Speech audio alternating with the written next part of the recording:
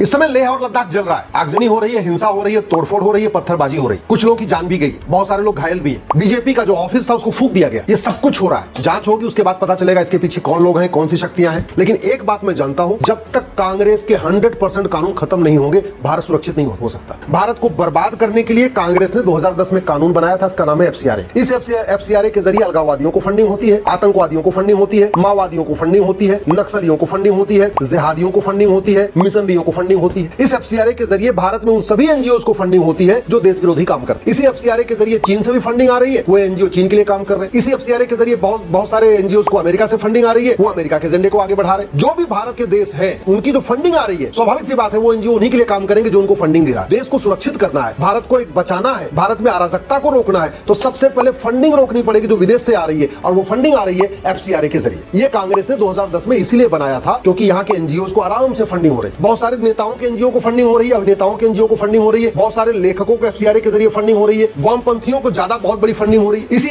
FCRA के जरिए छाउर जलालुद्दीन को फंडिंग हो रही थी जो भारत में धर्मांतरण करा रहा है। इसी एफसीआरए के जरिए लव जिहाद की फंडिंग होती है। तो इस एफसीआरए के जरिए भारत में घुसपैठियों की मदद करने के लिए फंडिंग हो रही है। बहुत सारे वकील हैं, उनके एनजीओ बने हुए, उनको फंडिंग आ रही है, तो उनके एनजीओ को फंडिंग आती है, फिर वो जो वकील है वो घुसपैठियों के पक्ष में हाई कोर्ट सुप्रीम कोर्ट में खड़े हो जाते हैं। देश को अगर बचाना है तो सबसे पहले विदेशी फंडिंग रोकना पड़ेगा, और विदेशी फंडिंग को खत्म करने के लिए सबसे आवश्यक यह है कि एफसीआरए को खत्म किया जाए।